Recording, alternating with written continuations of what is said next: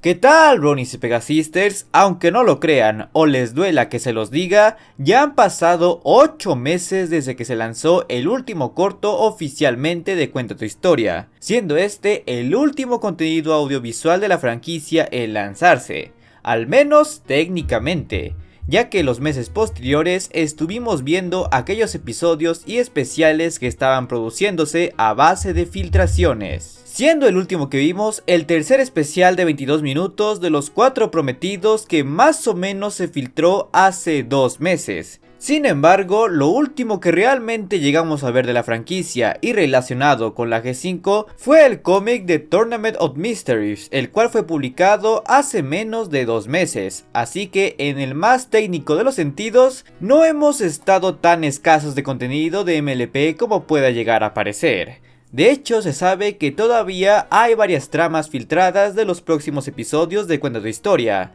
pero estos ya ni animatics poseen, así que no esperen verlos mediante videos. Pero francamente, dudo que de aquí en adelante veamos contenido de la franquicia, ya sea más de la G5 o de la G4, incluso una posible G6 en lo que resta del año. Es más, siendo optimista, yo diría que veríamos un anuncio formal de la G6 hasta el próximo año. No un estreno, nada más el puro anuncio. Pero quién sabe, quizás me trague mis palabras. Y dado que podemos dar, por ahora, a la G5 formalmente como finalizada, creo que es tiempo de actualizar uno de los videos más importantes que subí el año pasado, el conteo de personajes de la G4 que llegamos a ver en la G5. Porque sí, banda, aunque no lo crean, desde que subí ese video hasta el día de hoy, tuvimos los suficientes agregados y actualizaciones como para justificar una nueva versión, siendo esta la definitiva. A menos de que el día de mañana anuncien que van a seguir con la G5 y van a seguir metiendo personajes de la G4. Pero por mientras, esta será la versión definitiva. Por lo que sin más, comencemos. Y bueno, banda, para iniciar esta lista tenemos a un nuevo añadido, los Wonderbolts, el grupo de Pegasos acróbatas que vimos incontables veces en la G4, al que Rainbow Dash deseaba tanto ser parte, y lo terminó logrando. Y sí, técnicamente desde la película de Nueva Generación tuvimos un vistazo a ese grupo mediante el cartel que se hallaba en la estación de globos abandonada. Sin embargo, en ese entonces no diría que su presencia era lo suficientemente impactante para considerarla. Esto terminó cambiando en el cómic de Tormenta en los Altos de Zéfiro, un cómic del que vamos a hablar constantemente en este video. En esta historia, Zip nos cuenta la inmensa curiosidad que ha tenido por este grupo desde que vio el cartel. No sabía a ciencia cierta quiénes eran o lo que hacían, pero deseaba formar parte de ellos. ¿Les suena familiar? Una vez que Sunny, Pip y ella llegaron a Cloudsdale, encontrarían nada más que un salón de la fama de los Wonderbolts con cientos de posesiones y recuadros de varios de los miembros más destacados, desde sus propios fundadores hasta una cara conocida como Sorain. Y claro, dadas las alarmantes circunstancias, el trío de Pegasus tuvieron la brillante pero profanadora idea de utilizar tanto uniformes reales como réplicas de los Wonderbolts para así llevar a cabo un vuelo lo suficientemente ágil que salvase las vidas de los ponis que se encontraban en medio de la tormenta, lo que incluso llevó a Zip a realizar una reimplosión sónica. Al final de la historia, Zip y Pip escuchan un mensaje de una pony de la que hablaremos más adelante, quien le pide a quien sea que logre escuchar dicho mensaje que, si la magia llegase a regresar, reconstruya a los Wonderbolts, o al menos a un equipo que continúe con sus costumbres y hazañas acróbatas,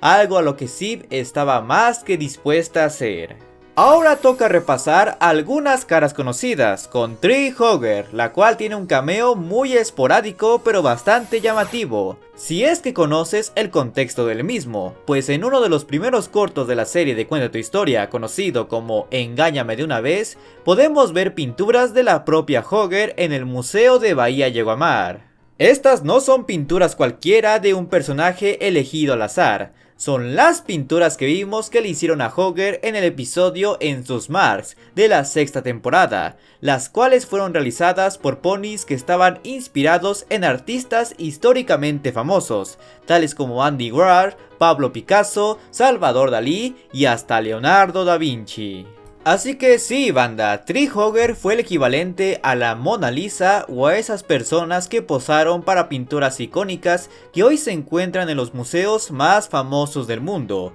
Y repitiendo lo que dije en la versión pasada de este video, puede que los ponis de la G5 no sepan realmente quién fue Tree Hogger. Puede que ni siquiera piensen que se trató de una pony real, pero ahí estará, inmortalizada en el arte. Algo de lo que estaría muy orgullosa. Pasamos a un caso muy similar con Shaymin Armor y la princesa Cadance, los gobernantes del Imperio de Cristal y parientes directos de la protagonista de la G4, Twilight, que poseen una aparición un tanto más esporádica, pero no por eso menos sorprendente y agradable para los más conocedores. Shaymin Armor hace una aparición individual en la serie de Deja tu marca, como una pintura que se encontraba en la tienda de regalos del Museo Unicorniano de Bridalwood, el cual fue comprado por Alpha Beetle a petición de Misty, aunque es muy probable que se trate de una copia miniaturizada de la pintura original que se encuentra en dicho museo. El origen de esta pintura, a diferencia de las de Tree Hogger, es desconocido. Sin embargo, es muy probable que la pintura haya sido hecha por Speedheart,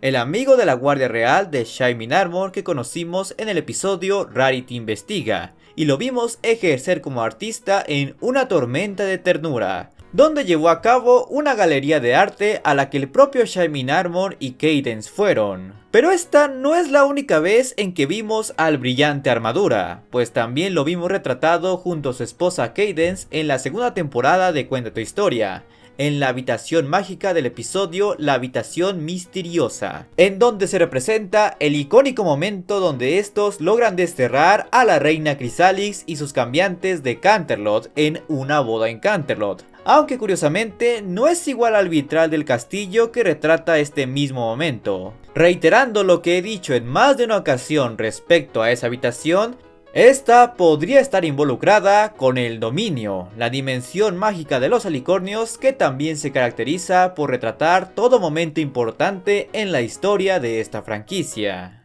Seguimos con otro agregado, Flash Magnus y Sonámbula, dos de los antiguos pilares de Equestria que dieron sus vidas para que ésta no fuese consumida por la oscuridad, y que gracias a los esfuerzos de las Mind Six, Starlight y Sunburst pudieron regresar. Ambos aparecen de cierta forma en el ya mencionado cómic Tormenta en los Altos de Zéfiro, desempeñando papeles un tanto dispares. Pues Sonámbula se limita a ser un simple cameo menor, como una estatua en la biblioteca de Cloudsdale, la cual ni siquiera la propia Sony conoce, lo cual habla muy mal de los conocimientos que hay sobre el origen de Equestria. En contraste, Flash Magnus posee una mayor participación en la historia, siendo en un principio un curioso chiste, pues Sony lee su nombre en una novela titulada Love at Twilight, donde la propia Twilight se encuentra en la portada. Esto podría sugerir que ambos anduvieron en alguna relación durante un determinado tiempo, lo que sería bastante irónico considerando que Twilight estuvo flechado por otro Flash de la Guardia Real en el pasado.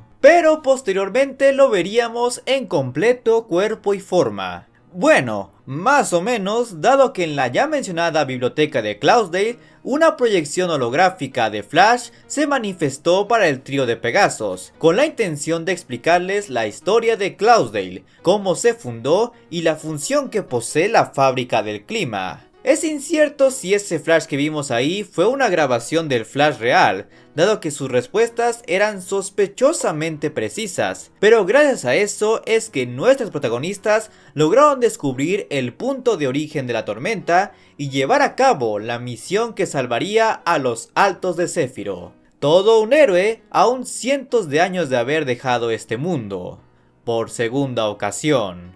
Ahora vamos con Moon Dancer, la vieja amiga de Twilight conocida por imitarla en todo aspecto técnico de la misma, y tiene la forma más inusual de dar su presencia en la G5, ya que no hace una aparición física como tal o tan siquiera visible, es más espiritual. En la serie de Deja tu marca conocemos a Ender Flower, la unicornio más anciana de Bridalwood, que pese a su aparente falta de cordura, parece tener muchos conocimientos sobre la antigua Equestria, aunque no es muy buena para compartirlos. Sin embargo, lo más sorprendente de esta es que se revela como la tátara sobrina de tercera generación de Moon Dancer. Y lo más extraño es que insinúa que la mayoría de los conocimientos que posee provienen de esta. Claro que mencionar la ascendencia de alguien no cuenta como que técnicamente este apareció, pero al momento en que Elder menciona a Moon, pasa algo muy particular, ya que Elder le habla a la nada, diciéndole que no murmure, pues ya la escuchó. Esto podría parecer mera demencia senil, de no ser porque no es la primera vez que vemos algo así en una unicornio, pues justamente en episodios pasados vimos a Izzy hablarle a su tatarabuela Buttons, la cual también se le atribuyó sus aparentes habilidades de adivinación, una profesión que está muy relacionada con hablar con los espíritus del más allá. Es decir, que en ese momento Elder Flower pudo haber hablado directamente con la propia Moon Dancer, lo cual explicaría la forma de cómo tanto ella e Izzy se refieren a los conocimientos, pues no hablan como si los adquiriesen, sino que sugieren que conviven con ellos, pues Elder dice que existe con el conocimiento de sus ancestros unicornios, probablemente refiriéndose a que estos pueden comunicarse con ella en todo momento, o al menos bajo ciertas circunstancias. Así que casi podríamos decir que tuvimos la aparición de Moon Dancer como un fantasma de la fuerza, que solo podría ser visto o al menos escuchado por Elder. Tristemente, nunca quedó claro si esto funcionaba a base de linaje sanguíneo o es que era una habilidad pasiva de los unicornios. Creo que habría sido un buen tema a explorar en futuras temporadas que nunca llegarán. Y seguimos con otro de los nuevos agregados de esta lista, con Rainbow Dash, una de las 6 protagonistas de la G4 que me atrevo a decir que tuvo uno de los arcos de personajes más definidos de esa generación, con todo el asunto de querer formar parte de los Wonderbolts, iniciando por estudiar con ellos, a formar parte de sus reservas y finalmente consagrándose como una miembro oficial de estos. Bueno, justamente su aparición en la quinta generación está muy asociado con su rol de Wonderbolt, pues en el ya mencionado cómic de Tormenta en los Altos de Sephiroth, tuvimos una proyección holográfica de la propia Rainbow Dash en el ya mencionado Salón de la Fama de los Wonderbolts, fungiendo como guía del mismo. Gracias a esto tenemos la revelación de que Dash logró llegar hasta comandante de los Wonderbolts y ser la fundadora de este salón. Asimismo se dio la tarea de explicar la labor y función que un Pegaso llega a tener en el control del clima y las nubes, contando cómo estos son capaces de moverlas y desvanecerlas. Fue por esto que Zip, Pip y Sonny descubrieron que la manera de deshacerse de la tormenta que amenazaba a los ponis era llevar a cabo los antiguos métodos de los Pegasos, volar a través de estas nubes para poder desvanecerlas, justamente la labor que tenía Rainbow Dash en Ponyville. Sin embargo, la cosa no acaba ahí, ya que después de salvar a los Altos de Sephiroth, Zip y Pip volvieron al Salón de la Fama, descubriendo varias grabaciones hechas por la propia Rainbow. Ahí encontraron el último mensaje que esta grabó estando en Cloudsdale, antes de que esta quedara inhabitable por la desaparición de la magia, con ella rogando porque los Pegasos pudiesen volver algún día y alguien continuase con el legado de los Wonderbolts, tarea que Zip se designó a cumplir. Lamentablemente puede que ya no veamos eso realizado, si es que alguna vez hubo la intención de que se realice. Y si creían que esa aparición fue deprimente es porque no conocen u olvidaron el siguiente puesto, Fluttershy, la que aún mantiene el título del cameo más emocionalmente disruptivo de todos. Haciendo un repaso rápido, a Fluttershy la vimos principalmente en el arco de cómics de Discord, del cual hablaremos más adelante, siendo su primera aparición durante el flashback de la antigua Equestria, siendo una de las primeras o hasta la primera víctima de Opaline, en lo que podría ser las bases del conflicto entre las razas que desencadenarían los eventos de la G5. Pero su participación más sustancial se dio en un mensaje que grabó justamente para Discord, en el que le recuerda la importancia de las diferencias, que estas no deben ser motivo para dividir, sino para unificar y complementar, creyendo fielmente que estos conflictos que se generaban eran momentáneos y en cualquier momento se resolverían. Tristemente, según lo que nos cuenta Discord, las cosas solo se hicieron peor,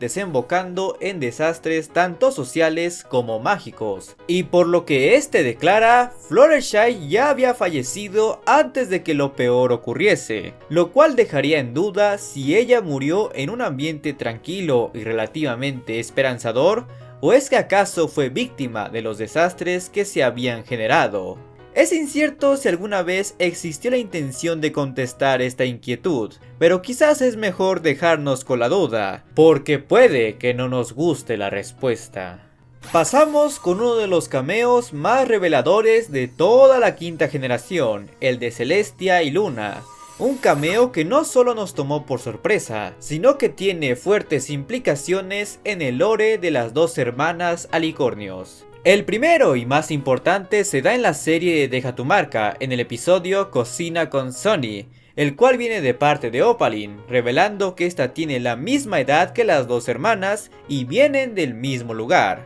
una ciudad mágica de alicornios conocida como Skyros, el cual, a palabras de Opaline, Celestia y Luna rechazaron su compañía, dado que éstas se creían especiales por tener control sobre el sol y la luna, inspirando a Opaline a relucir su habilidad con el fuego. No hay que ser un genio para darse cuenta de que esta historia está bastante trucada por parte de Opaline. Digo, por algo es ella quien la cuenta, pero al menos podemos fiarnos de su lugar de origen y que ésta conozca a las hermanas, revelando así una parte sustancial del trasfondo de estas que hasta ese entonces quedaba como un completo misterio. La cosa no solo quedó ahí, ya que Celestia y Luna también tienen una pequeña aparición en la serie de Cuenta tu Historia, mediante la habitación mágica que ya mencionamos, retratando su victoria contra Discord, muy similar al vitral del castillo de Canterlot, así como el cómic de Tormenta en los Altos de Céfiro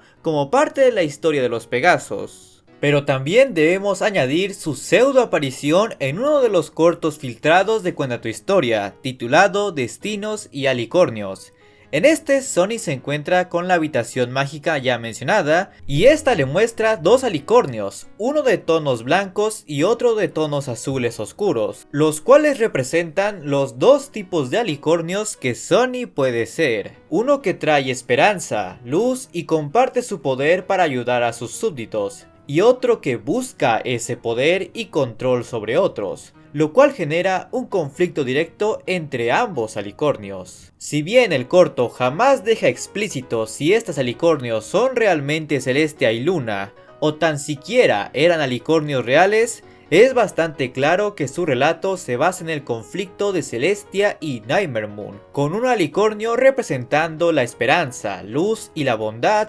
mientras que la otra representa la envidia, el conflicto y la oscuridad. Justamente aquello por lo que luchaban las hermanas al momento de distanciarse. Ahora vamos con el ya mencionado Discord, el icónico Draconicus que tiene el distintivo de ser el primer personaje de la G4 en interactuar directamente con los protagonistas de la G5, además de contar con una de las historias más tristes en cuanto a personajes de la G4 se refieren, y como se podrán dar cuenta, no es una vara muy baja. Primero que nada, hay que señalar que Discord sí tiene dos apariciones muy esporádicas en la animación, una siendo en la serie de Deja tu marca, donde podemos verlo tallado en una calabaza durante el capítulo 5, siendo este un easter egg, Su segunda aparición también fue en el corto de Cuenta tu historia, en la ya mencionada ilustración de su derrota por parte de Celestia y Luna. Pero su rol más importante se da en el también mencionado arco de cómics, donde este roba el cristal de la unidad Pegaso con la intención de atraer a los Mindfind hacia Canterlot, y así contarles un poco de la historia de cómo estos fueron creados por Twilight. Y si bien en un principio no estaba seguro de qué hacer con este, pues quería que ellos lo aconsejaran y obviamente Sonny le dijo que lo devolviera, al ver cómo la diferencia de habilidades entre el grupo perjudicaba emocionalmente a Izzy, se convenció a sí mismo de que si quería traer verdadera unidad, debía dejar a todos los ponis en igualdad de circunstancias. Una mentalidad que traía consigo desde que vio cómo varios de sus estudiantes se alejaban por los prejuicios que llevaban sus padres con otras razas. Disponiéndose a encontrar una forma de destruir el cristal, creyendo que eso podría eliminar la magia permanentemente, se inició una carrera por encontrar a Discord, quien había llegado hasta unas montañas de lava para hundir el cristal en ella. Pero como se imaginarán, solo bastó con que éste escuchara el mensaje que Fluttershy grabó para que pudiera reflexionar y retractarse de sus actos, devolviendo el cristal Pegaso y prometiendo quedarse en Canterlot para restaurarlo y devolverlo a su antigua gloria. Aunque, como se imaginarán, no es que realmente veamos alguna consecuencia real de esto, tristemente.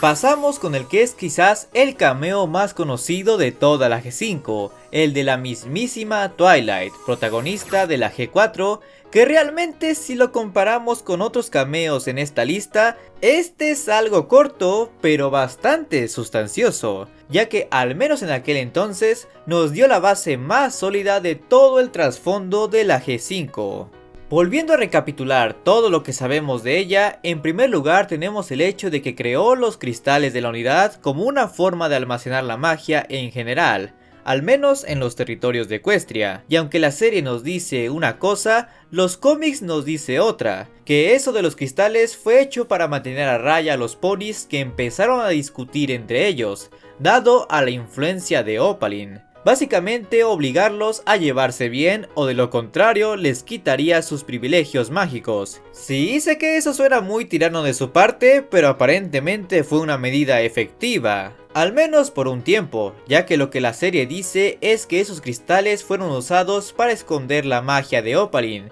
quien quería poseerla toda. En consecuencia, la propia Twilight es la que dice que usó toda su fuerza mágica para crear los cristales y esconder a Equestria del resto del mundo, un acto que no sabemos a ciencia cierta qué tan grave fue para ella, pero podemos intuir que eso causó que su cuerpo regresase a su forma base y perdiese su forma de alicornio completo que vimos que tenía al final de la serie. Además, Spike agrega que ella también pudo haber creado la piedra dragón con la misma función que los cristales, pero aparte puso a dormir a los dragones, incluyendo a Spike, en una hibernación mágica que acabó cuando la magia regresó, esto con la misma intención de ocultar a los dragones de Opaline. Eso en gran medida sería todo lo que llegamos a saber de ella durante todo el transcurso de la G5, aunque personalmente no creo que haya sobrevivido a la creación de los cristales, o si lo hizo, no haya vivido mucho después de eso, pues puede que recuperar su forma base haya sido un indicio de que perdió su inmortalidad. Aunque hay una última incógnita referente a ella,